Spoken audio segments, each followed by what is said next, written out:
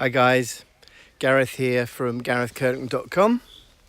So I'm here on location in a little village to the north of Sala, sort of a bit more north of the Dordogne, called Saint-Léon-sur-Vezere, and it's a really beautiful village. So I'll just show you the shot that I'm taking. So here we go. So we have the village here, and then this church. And then we have the Vezere River, which I really haven't shot a lot of, so I'm sort of really concentrating on exploring this area more. So I was really happy to find this location.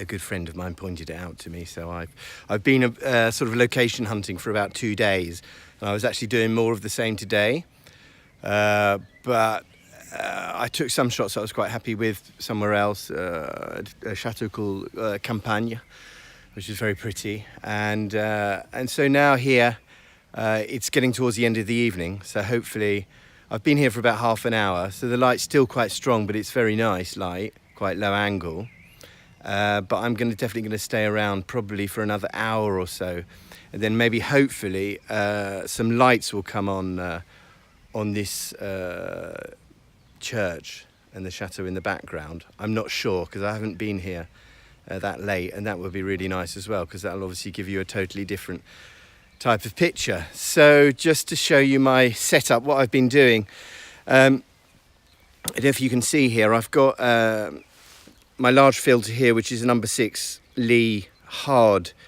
neutral density graduated filter, and just here you can see that is the Lee big stopper, so that's a 10 stop filter.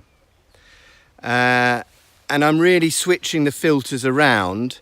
I'm doing 3 different shots actually. I mean exactly the same composition. So first off, I'm using this long filter to try and get a bit of movement in these clouds, even though it's not a lot of wind, and to smooth this water out a little bit.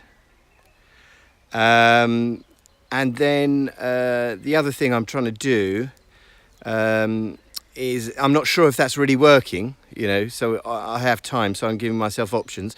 I'm taking all my filters off, and then I'm bracketing shots with different exposures so that I can merge those later in Lightroom. And then I'm just taking the big stopper off, this one, and just using this number 6 graduated filter, which is really just holding back the sky, because you can see it's quite a contrasty scene. So if we can just we have a look at the shots that I've been taking, and let's go off live view, just go on to my playback, and so you can see this oops, no, there's the ones before, so just get to, so quite a different, this is an overexposed shot. I've lost the sky, and then we'll flick through, and I've shot one there for the sky. So these are without any filters at all.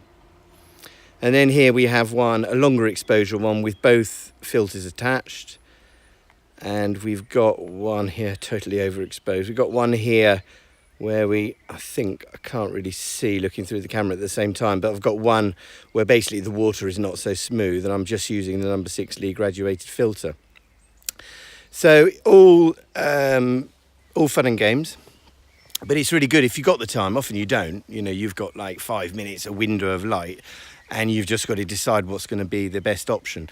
But here I've arrived long before sunset, and so I've got lots of time, so I can just sort of play about the filters, see which ones are working, and if I'm not sure, I'm sort of giving myself options so that when I get back onto the computer, I can see which ones are actually working best. And often, it comes to a photo, you might start editing a photo and decide actually that one's not working so good. So you edit another one, that one's looking a bit more promising. So it's not always very, very clear actually when you're taking the pictures, So a great thing about digital photography, obviously, if you've got all these options. Okay then, guys, check out my website. If it's YouTube, give me a like on this, please. Thumbs up. All right, guys, take care. Bye.